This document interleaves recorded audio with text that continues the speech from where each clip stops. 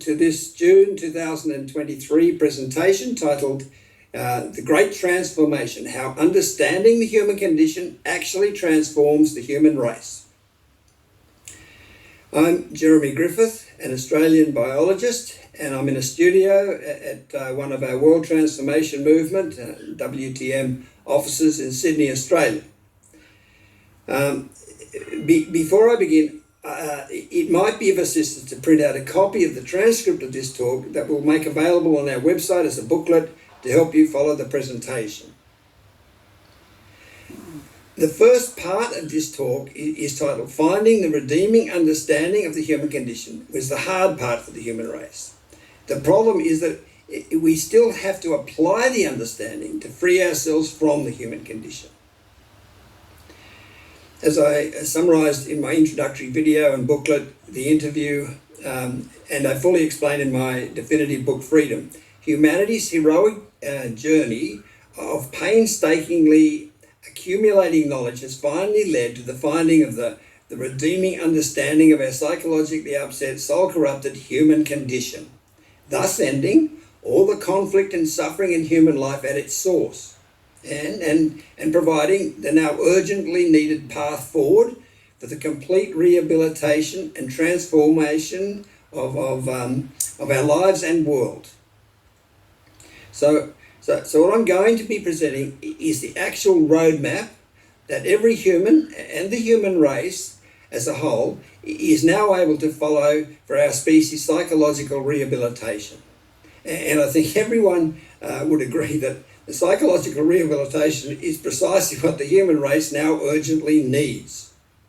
So yes, as I summarise in the interview, our whole human journey of conscious thought and inquiry has finally led to the discoveries by science of the difference in the way genes and nerves process information. That genes can orientate a species, but the nerve-based, fully conscious mind that we humans have needs to understand the world to operate, with the resulting conflict between our instincts and intellect unavoidably causing our psychologically upset, soul-corrupted human condition. And this ability to know why we fully conscious humans were seemingly so stupid as to corrupt our original, all-loving, instinctive self or soul is the redeeming insight we have needed to relieve this core insecurity about our corrupted condition that we have carried since we became fully conscious species some 2 million years ago. The great burden of guilt we humans have suffered from for destroying the magic world of our soul has at last been lifted, because we have found the key understanding that ends that underlying pain in our brains and allows the human race to become psychologically secure, happy and sane again. Indeed, when the ancient Greeks had inscribed on their temple the words, "Man, know thyself," they were beseeching us to make sense of, and by so doing, bring an end to all the chaos and suffering and seeming madness of human life. Certainly, humanity's made great progress in understanding the universe around us, but the all-important problem of the human condition remained an unsolved mystery. To the extent that one of history's greatest scientists, Isaac Newton, lamented that I can calculate the motion of heavenly bodies, but not the madness of people. Well, through the efforts of all the humans who have ever lived, which eventually enabled science to discover how genes and nerves work, that whole jigsaw of confusion and mystery about us humans has now been fitted together so that all the hardship and suffering and madness we humans have been enduring for so long does finally make sense. I mean, Christ said, "The truth will set you free," and now at last the ultimate truth of the explanation of our fundamental goodness has set us free. And the human race is finally on its way back to home to peace, togetherness and happiness. The light of transforming understanding now comes streaming into Plato's dark cave where he said we have to had to hide from the fear of exposure of our corrupted condition, which has been a horrible existence of blind confusion and devastation. And I'll refer to Plato's Cave again shortly. So yes, this liberating light of understanding is going to be so incredibly relieving. The human race will feel like it's waking up from a nightmare. So that's the overall effect of finding the Holy Grail of the redeeming and reconciling and rehabilitating understanding of our species' 2 million years corrupted condition. We finally have the means to achieve the rehabilitated wholeness for humans that, psychoanalyst Carl Jung was forever telling us. What did he say? Depends on the ability to own our own shadow. Because we can now own the shadow of our species' corrupted condition. And so the human race is finally in a position to become whole. Now, the words psychosis literally means soul illness, and psychiatry literally means soul healing, derived as they are from psyche meaning soul, and osis meaning abnormal state or condition, and Eritrea meaning healing. But we've never been able to heal our soul. In effect, explain to our original instinctive self or soul that we, our fully conscious thinking self, is good and not bad. And by so doing, reconcile and heal our split selves until now. Which is why Professor Harry Prosen, former president of the Canadian Psychiatric Association, said about the psychological effect of this understanding that I have no doubt this biological instinct versus intellect explanation of the human condition is the holy grail of insight we have sought for the psychological rehabilitation of the human race. Yeah, and the more we digest this relieving understanding of our fundamental goodness, the more healing relief comes to every aspect of our psychologically upset human condition. So yes, we have finally achieved humanity's dreamed of goal of finding the redeeming understanding of our now immensely psychologically upset, soul-corrupted, fallen human condition. To use the lyrics of the song The Impossible Dream from the musical The Man of La Mancha to illustrate this. These words are amazing.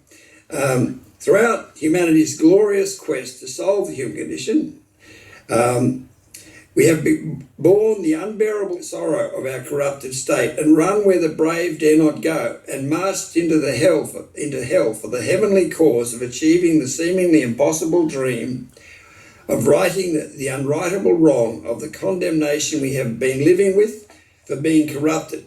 And finally, with our last ounce of courage, vanquish that seemingly unbeatable foe of our ignorant instincts and reach the seemingly unreachable star of the redeeming, dignifying, and liberating and healing understanding of our corrupted condition.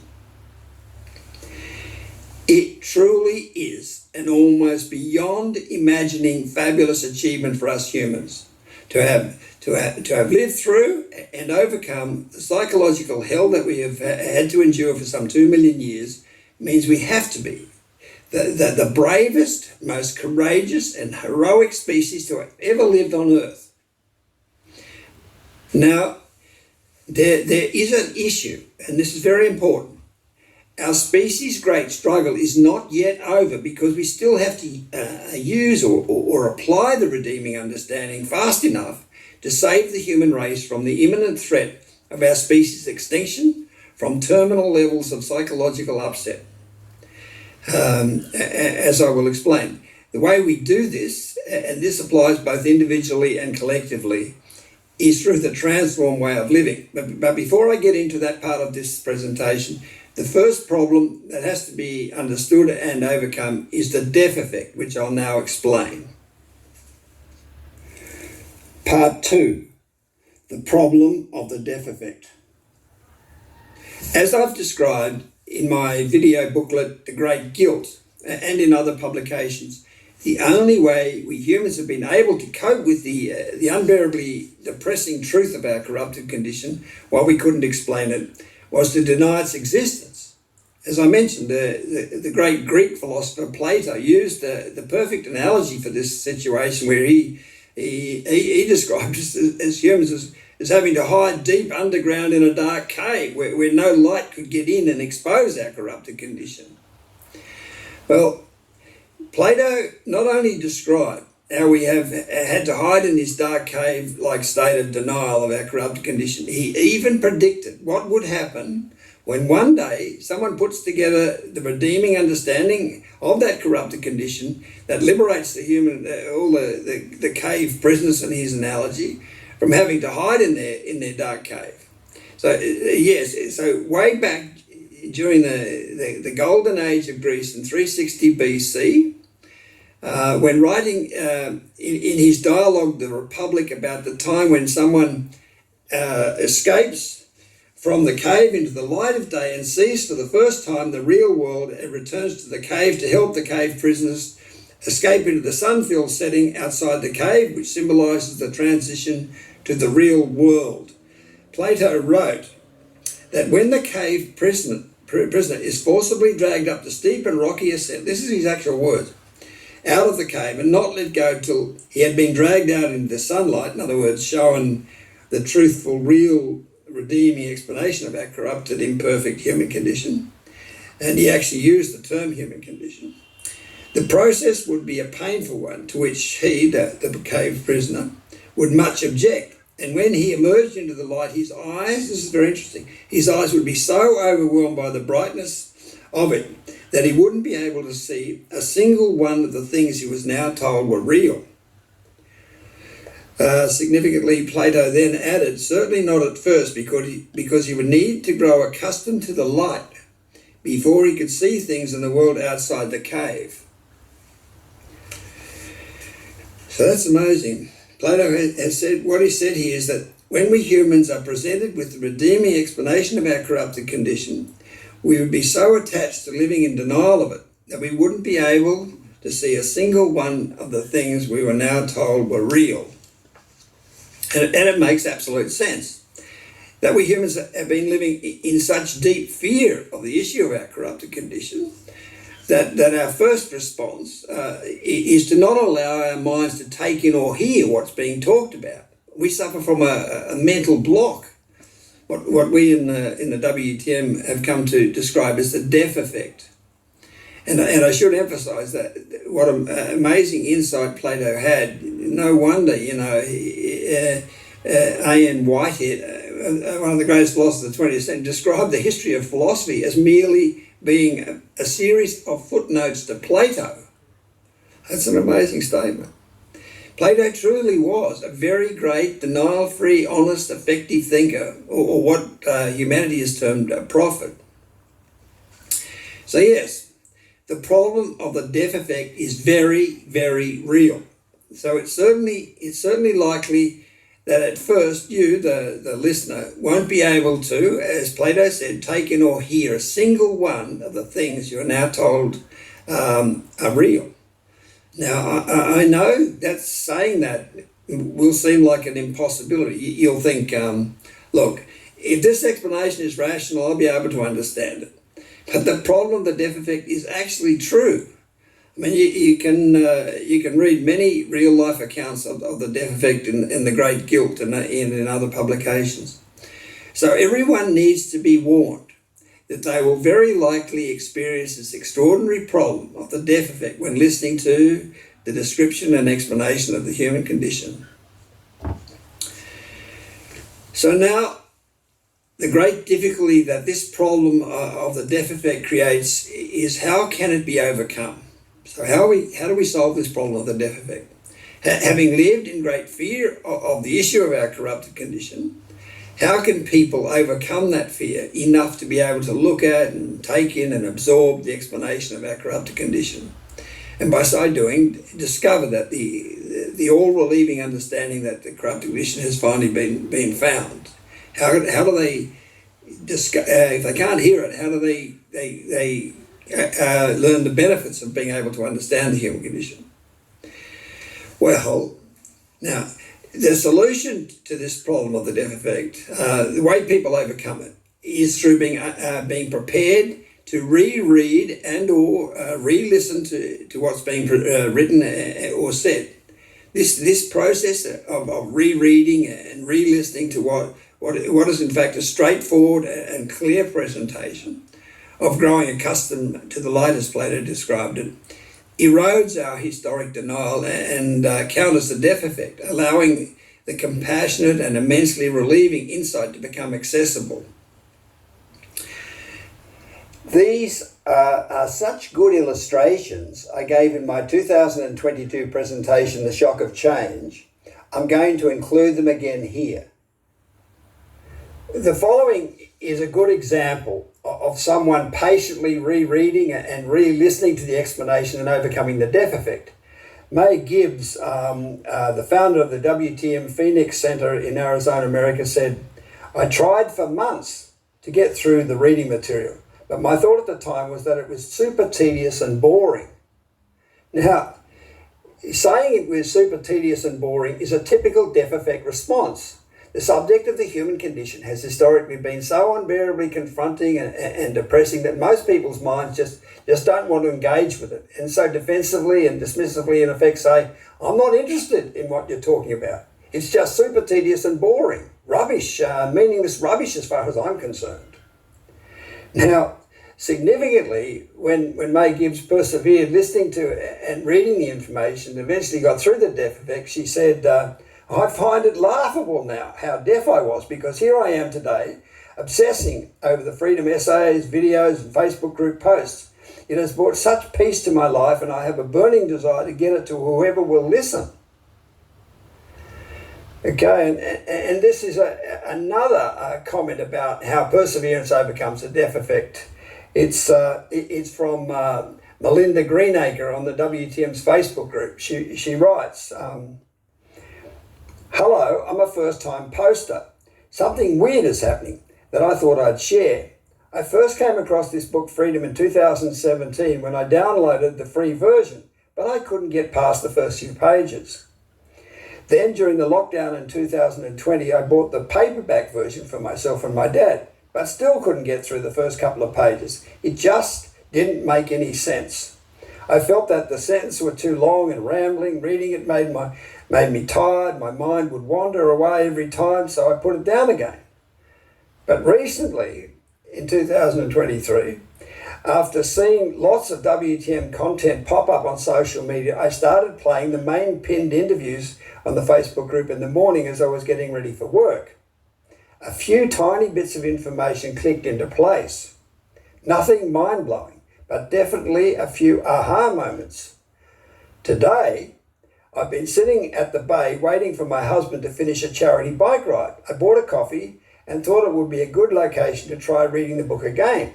In just over an hour, I've gone through 50 pages. I don't even remember why I found it so difficult. All of a sudden, it's making sense. I'm enjoying it. It's like I'm reading a different book." So, the overall solution to the problem of the deaf effect, which has been such a big problem, it has been stopping this all relieving and all solving explanation of the human condition getting out to the world, is to patiently wait for a critical mass of people to appear who have managed to grow accustomed to the light enough to overcome the deaf effect, either through their own perseverance or having a real lack of resistance to the subject of the human condition. And for the relief and excitement of these people, to then inspire the rest of humanity to persevere reading and listening to the explanation of the human condition enough so they can also overcome the deaf effect and discover the immensely relieving and human race-saving understanding of our corrupted human condition. Part 3. The problem of the threat of our species' extinction from terminal levels of psychosis. Okay, once the deaf effect can begin to be overcome, the problem then is, and like the deaf effect, this is also a very serious problem, can the human race benefit from the relieving understanding quickly enough to avoid the fast approaching threat of the extinction of our species from terminal levels of psychosis. So now the situation is that while the human race has finally managed to achieve the seeming impossible dream of reaching the seemingly unreachable star, of finding the redeeming understanding of our corrupted condition, it's now psychologically so exhausted, there's a very real possibility it won't be able to benefit from the 2 million year heroically fought for breakthrough understanding before it's outrun by and dies from terminal psychosis. As I explained in the interview, the history behind this unthinkable, horrific situation where the human race is now so psychologically exhausted that it faces the threat of extinction from terminal levels of psychosis, which this graph summarizes, is that we humans have been becoming increasingly psychologically upset since we first became fully conscious species and challenged our instincts for the management of our lives some 2 million years ago. With extreme upset developing in the last 10,000 years or so, when with the development of agriculture made it possible for large numbers of people to live close together in settlements, which greatly increased the occurrence and spread of upset. I mean, as the historian Manning Clark said, the bush, that is the wilderness, is our source of innocence. The town is where the devil prowls around. Now, this rapid increase of upset is what has led to the terminal levels of psychosis in emerging generations in the world today. This situation of the psychological exhaustion of younger generations is in fact very dire. They are so psychologically crippled and unable to cope with anything that they've been referred to as the snowflake generations. They've even described themselves as the burnout generation. In aspect 1 of my 2023 booklet, Our Meaning, I present an endless series of articles reporting on how the psychologically exhaustion everywhere now in the human race, but especially in younger generations. I mean, where it's so great that society is breaking down everywhere we look, and we are entering endgame. That is for our species, a state of terminal psychosis. It's a very, very frightening and serious situation. So the following is a compilation of quotes from those articles, and if you look at my book, Our Meaning, you'll find the sources of these quotes. These reports speak of an epidemic of autism and exploding rates of bipolar disorder and ADHD and spiralling numbers of children with development delays, and a tidal wave of mental health issues in the schools as anxiety, depression, self-loathing, fragility, sadness, hopelessness, suicide, and self-harm. So these reports from across the world. So these are reports from across the world that tell of how many of the younger generation are now finding it almost impossible to face the world, let alone work to earn a living. For instance, in Australia, it is reported that there is a silent legion of kids across our nation suffering from this psychological paralysis, where, as the organisation School Refusal Australia explained in a submission to Victoria's Royal Commission into Mental Health, the kids are isolated, often live in their bedrooms 24/7 and are unable to leave their home. They barely function.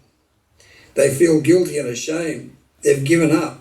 This is not simply wagging, i.e. the skipping school, as earlier generations knew it. It's an extreme phobia.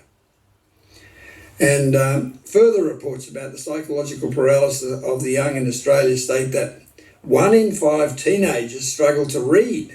Teenagers. And that the paralysis is so great, we've now got a population that doesn't want to work, and that there are thousands of businesses that just can't find staff, let alone good employees. Yeah, the chair of Australian National Broadcaster, Ita Buttrose, complained that millennials so lack resilience they need hugging. In China, it's reported that many of the young are now only able to do the minimum and feel they cannot find a way out of their predicament of not wanting to participate in the world. In France, a study claims that the country is now mired in laziness epidemic. This unwillingness to work at all has led to a huge shortage of labour. And in Japan, there is now an epidemic of shut-ins, the phenomenon of withdrawal from society. A report about Spain said that many young Spaniards have dropped out of education and work altogether, with no plans to resume study or to look for a job. And in the United States, it is reported that among millennials, there is an epidemic of narcissism, a personality disorder where people try to boost low self-esteem, and that their self-centeredness could bring about the end of civilization. A survey in the US also found that a staggering 79% of business owners and managers find Generation Z the most difficult generation to have in the workplace, citing entitlement, a lack of effort, motivation and productivity. Some saying that interacting with them can be exhausting because they lack discipline and are too easily offended. So yes, the burnout generation is absolutely the right description for what's happening to the human race. In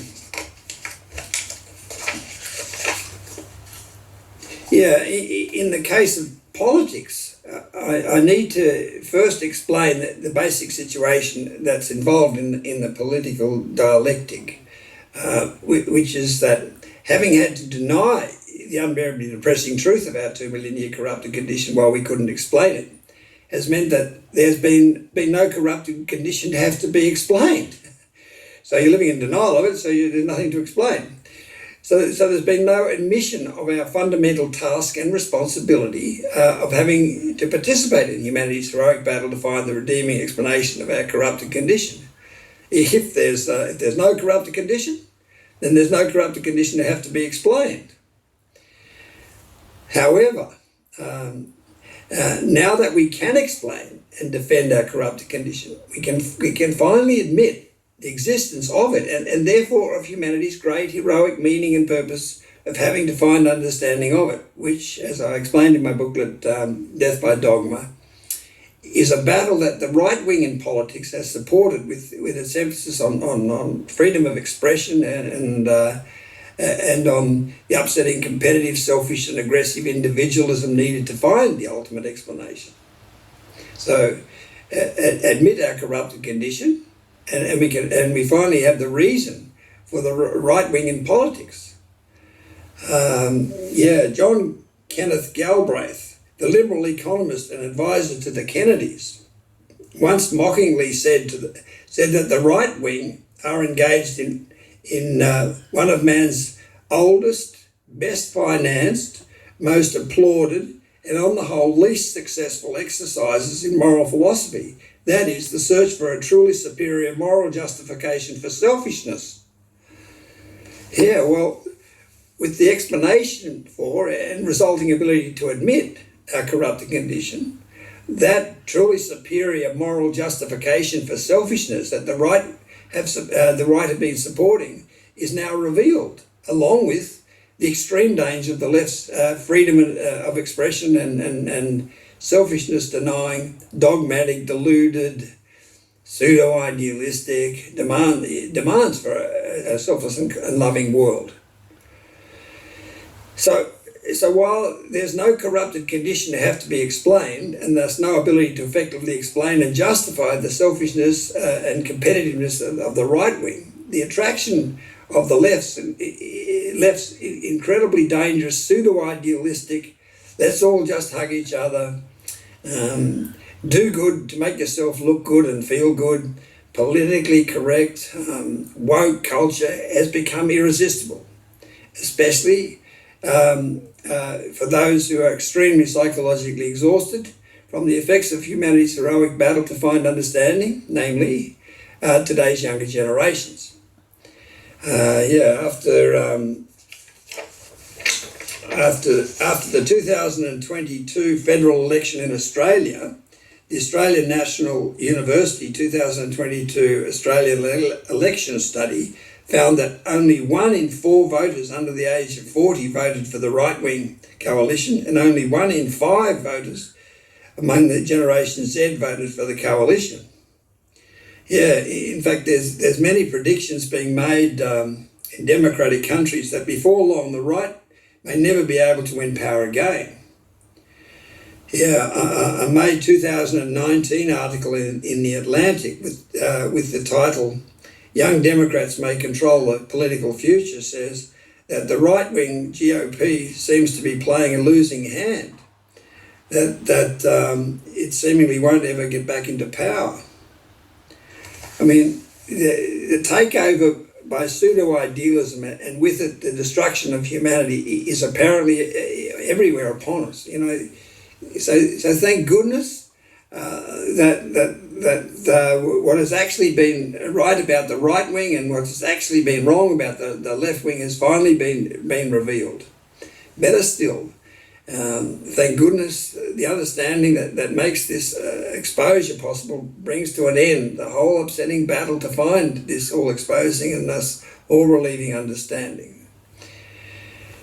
So, yeah, I mean, as I emphasised at the end of the interview and in Death by Dogma, the real way to bring about a cooperative, selfless and loving world was to end the upsetting struggle to find the redeeming understanding of our corrupted human condition. Because, as I'll talk more about shortly, in part 4 of this presentation, that redeeming understanding is what ends the need for the individualistic, competitive, selfish and aggressive world that the human race has had no choice but to carry on living in. Finding, understanding of the human condition was the real and only way to end our upsetting search for the understanding that saves the human race from extinction. Now, I should mention that while my booklet, Death by Dogma, focuses on the extreme danger of the pseudo-idealism of the left, in my booklet, Our Meaning, I focus on how being able to admit our corrupted condition finally allows us to admit our species' great meaning and purpose of having to find the redeeming explanation of that corrupted condition, and how being able to now know our meaning brings immense relief to so many aspects of our lives. To continue on with quotes from those articles about the extent of our psychologically exhausted condition, in the case of education, there are reports that half of undergraduate students now think it's acceptable to silence speech they feel is upsetting. But how can you learn and see truth and meaning, which has been the whole purpose of education, if you aren't prepared, expected to, or even challenged to think anymore?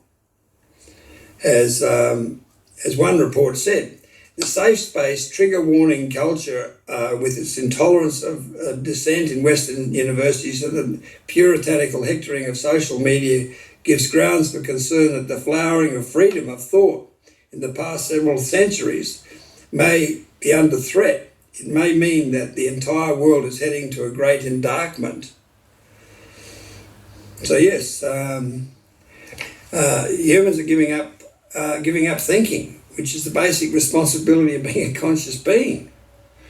So truly, the breakdown of human civilization is happening everywhere. And to look at what's happening in our communities. This is a drawing I have done to illustrate the in-play, desperately sad state of dystopia, lawlessness and unbearable psychosis, homelessness and drug addiction that's now tragically a characteristic of the streets of large cities in the US. And what is happening there is what's going to be happening in the rest of civilizations elsewhere.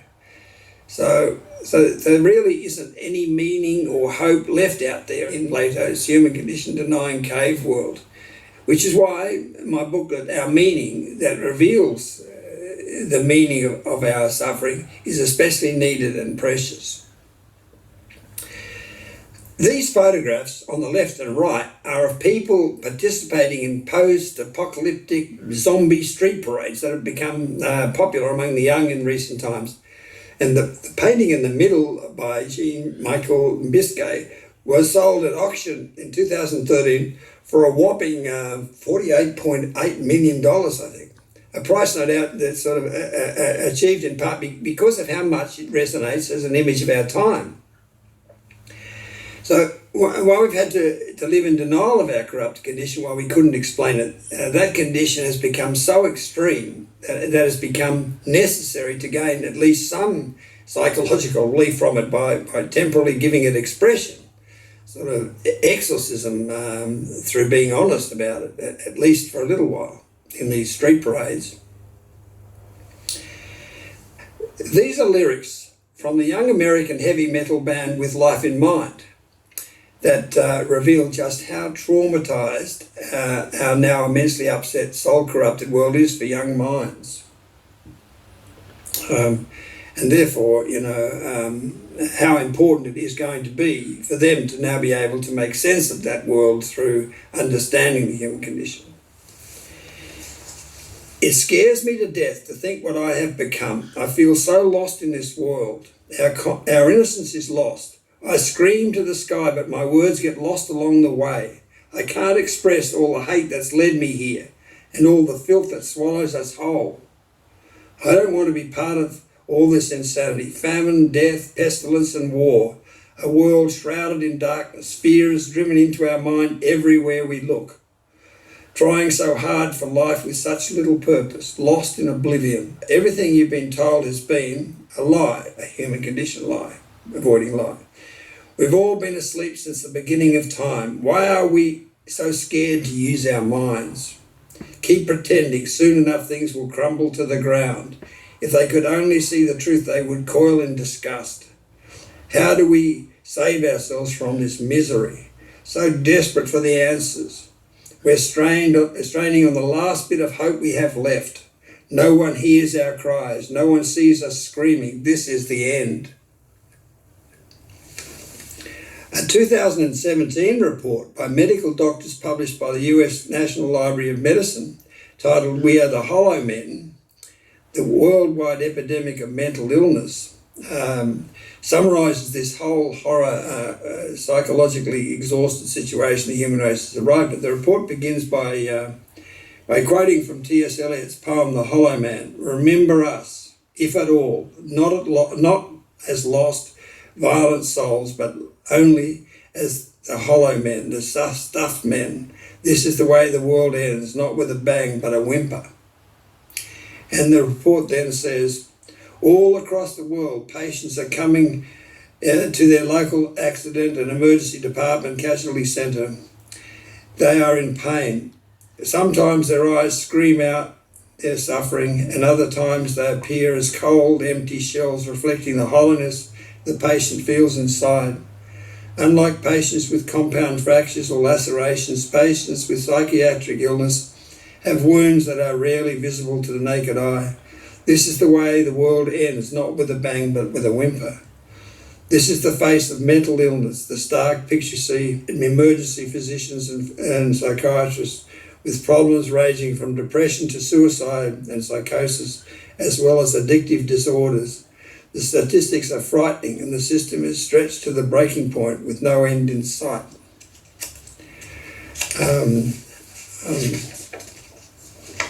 So yes, it certainly does appear that there's no end in sight to the descent into the terminal psychosis out there, that this is the end, as the heavy metal band ended his quote. This is the end. So while we have had to live in denial of our psychologically upset, soul-corrupted, fallen human condition while we couldn't explain it, now that we can explain it and understand it, we can and now must face the truth that psychological upset has reached excruciating, paralysing, terminal levels.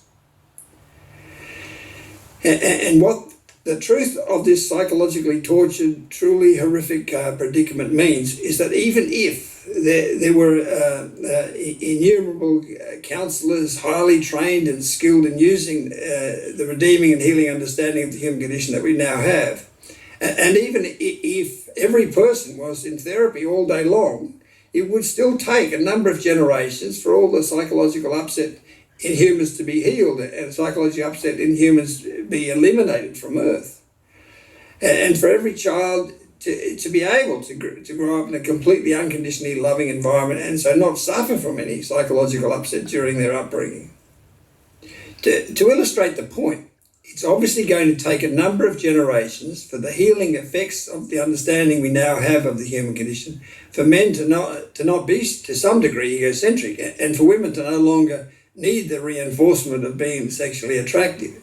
I mean, and indeed, it'll take a number of generations for sex as humans have been practicing it under the duress of the human condition for it to no longer occur.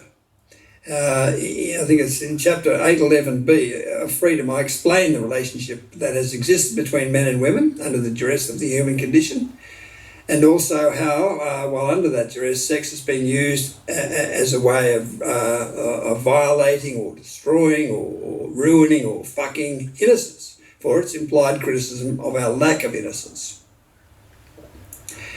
So the reality is that it will take a number of generations to psychologically rehabilitate the human race. Which brings us back to the problem of how is the human race supposed to cope with its extreme psychological upset in the meantime? How can the catastrophe of the imminent death of our species from terminal psychosis be avoided? Part 4, the transformed way of living. The answer to this problem of how we are to avoid extinction from terminal psychosis is the transformed way of living, which I'll now explain. While our species' psychological rehabilitation will take a number of generations, what is so spectacularly wonderful is that having the redeeming understanding of our fundamental goodness immediately obsoletes our old artificial ways of defending ourselves against the implication that our corrupted condition meant that we are bad and unworthy.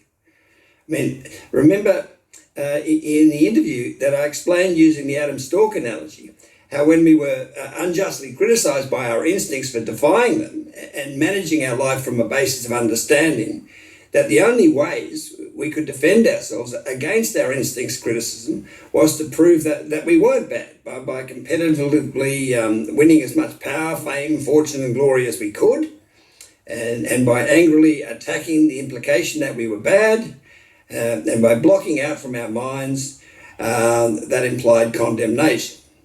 Well, now that we've found the real defence for our corrupted condition of the actual understanding of why we are good and not bad, those old artificial, egocentric, angry and alienated ways of defending ourselves are necessarily obsoleted. Those old defences have done their job and are no longer needed. Indeed, now that we have the real defence for our corrupted condition of the instinct versus intellect biological explanation for why we did that, why we corrupted our instinctive self, and therefore why we are actually good and not bad, it would be completely irresponsible, given the plight of the world, to continue using the now obsoleted and thus now unnecessarily destructive old, artificial, angry, egocentric and alienated ways of defending ourselves. With the real defence for our corrupted condition found, everyone can and now must, if we are to save the human race, abandon our old artificial ways of maintaining our sense of self-worth and instead direct all our abilities and energies to supporting the redeeming understanding of the human condition that we now have, and to adopting the cooperative and selfless and loving new way of living that it has made possible. Indeed, that it has revealed we have no reason not to take up. We let go of our old, now obsoleted, selfish preoccupation with winning power, fame, fortune and glory as the way to sustain our sense of self-worth, and instead focus our mind on living for and through the fabulous, cooperative, selfless and loving new potential that has opened up for the human race now that understanding of our corrupted human condition has been found and our instinct and intellect are reconciled. Everyone now can and has to change, be transformed from being servants of our egos to being servants of humanity. I mean, we had to defensively defy our instincts to find understanding, ultimately to find self-understanding, understanding of why we corrupted our instinctive soul. So our egocentric defensive system was necessary, but now it no longer is. Now, gloriously, what happens when we give up our old egocentric and angry and alienated ways of living and take up the new transformed way of living, where we live in support of the understanding of the human condition, is we discover a freedom we have only ever dared to dream of, where we are no longer preoccupied justifying ourselves and proving our worth every minute of the day, as we actually have been every minute of the day. And as a result, are finally able to access all the true beauty of our lives, of those around us, and of every living thing. I mean, the shackles of the responsibility we have had of having to continue supporting and participating in humanity is immensely necessary and immensely heroic, but at the same time, immensely upsetting, soul-corrupting search for the redeeming understanding of why we defied our instincts fall away, and a whole new world that is effectively free of the agony of the human condition opens up for us. Even though we are not yet free of the psychologically upset state of our personal corrupted condition, we are effectively free of it. Our lives are effectively transformed because it's no longer the focus of our minds. That's the seemingly magic, immediate benefit of having the redeeming biological understanding of the human condition. Everyone, we all, baby boomers, X generation, Y, millennials, Z generations, and alpha generations, are suddenly free to live our lives in support of a non-competitive, non-selfish, non-aggressive, and non-human condition corrupted, denying, peaceful, truthful, human race saving, cooperative, selfless and loving way of living that is effectively free of the agony of the human condition. So this is how we are quickly able to bring the human race back from the brink of extinction from terminal levels of psychosis. Now, it should be very clear from the brief explanation of politics that I gave earlier in part 3 that this is not the horrifically deluded, human race destroying false start to a transformed, loving world that the politically correct, woke movements trying to dogmatically impose, but the human condition redeemed and reconciled, understanding-based, real transformation of the human race. However, this distinction is so important, it needs to be emphasized, which is what I've just done.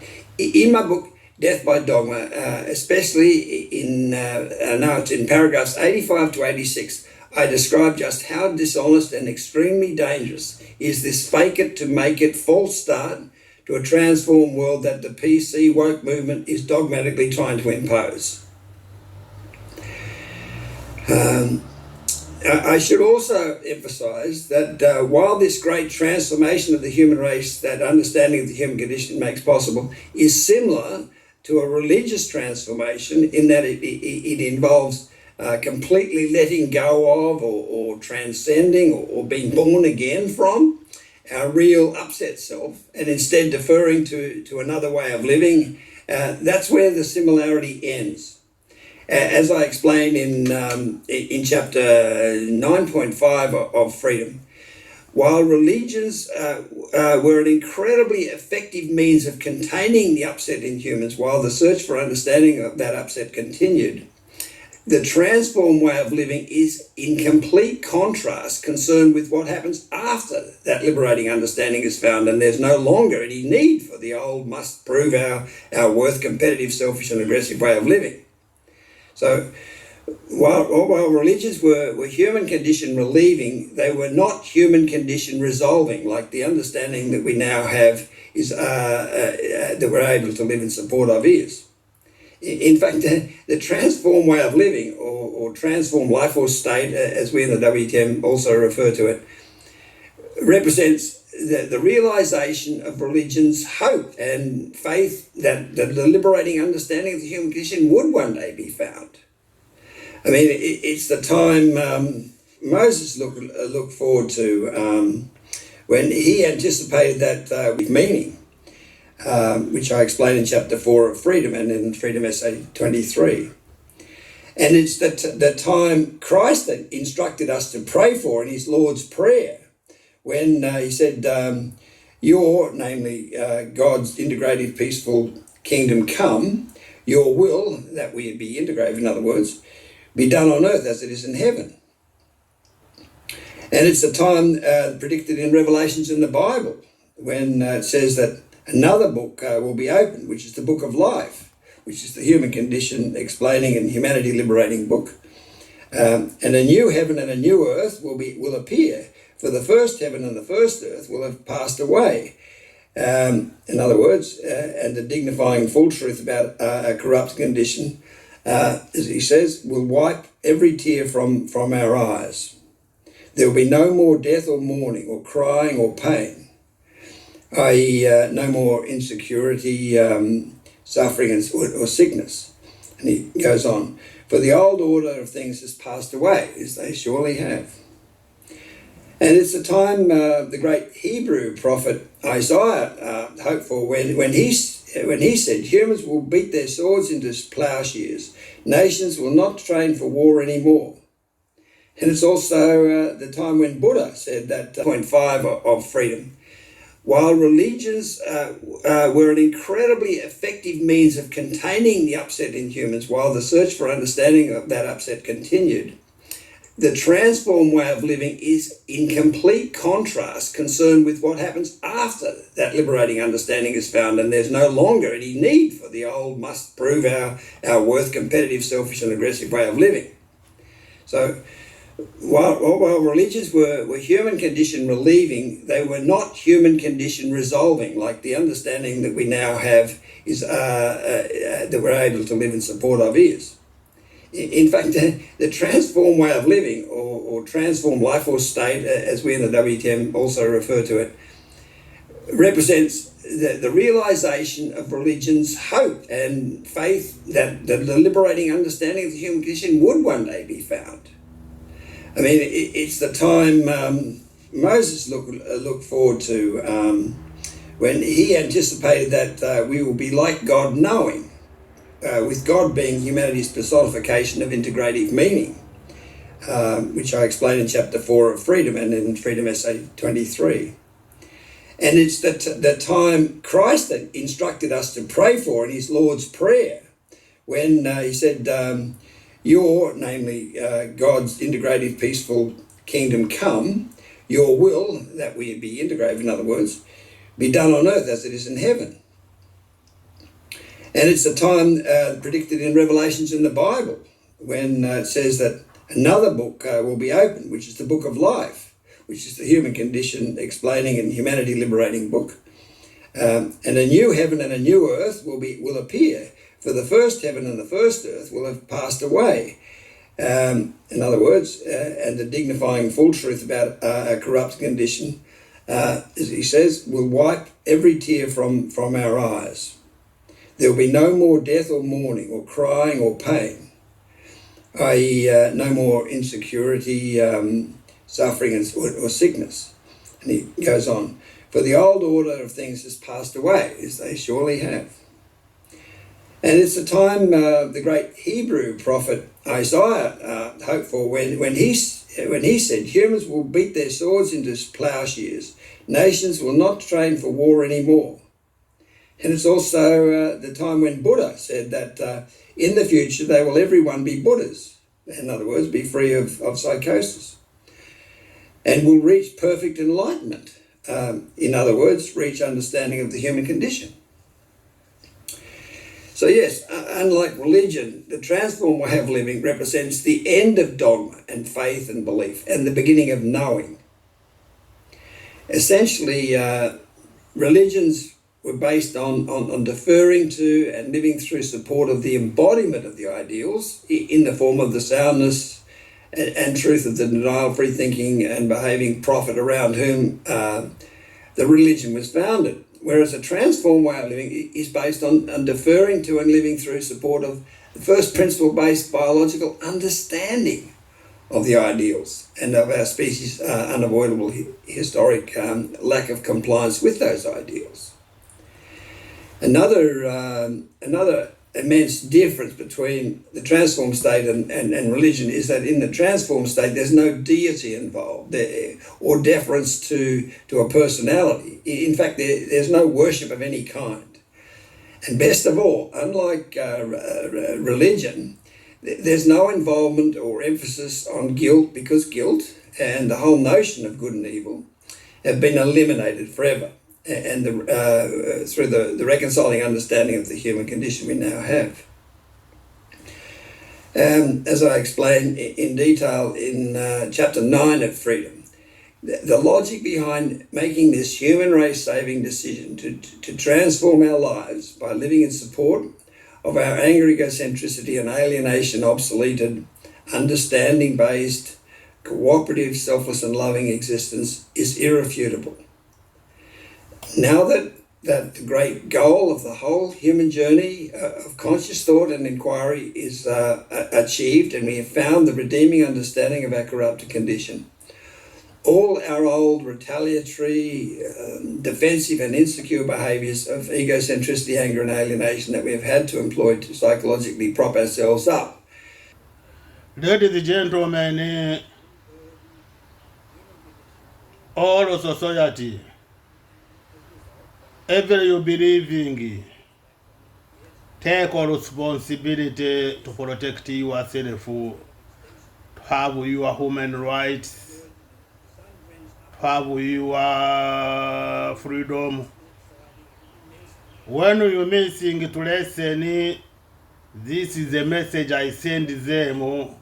You have to know God is here. Every day he send message, and he finished to send message for punishment. Now we're waiting to be responsibility to have freedom to protect ourselves this punishment. Another, we're waiting to confuse to receive punishment. Everybody decide what you want to receive. You want to receive punishment from God, now you want to receive government punishment. Okay, bye. Everybody is not going to complain in front of the God why they not send him a message. Dictatorship involved, and nor is there any need for any form of forceful social insurrection to make it happen, to take place.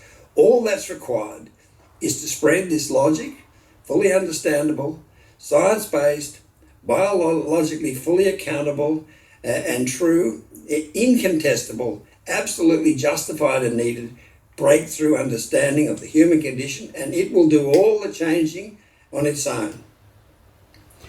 It is a completely peaceful revolution. We live in support of this understanding, and it will look after us and the world. That's the mantra of the new world for the human race. So yes, it is the logic that now says that everyone can and therefore must leave the obsoleted, wretched with horrible suffering and dreadful conflict, agonizingly, psychologically upset, angry, egocentric and alienated state to one where we are all living in peace, togetherness and happiness. And so exciting and body draining with relief is this life, where we are effectively free of the agony of the human condition, that before long, when news of this holy grail of breakthroughs and its ability to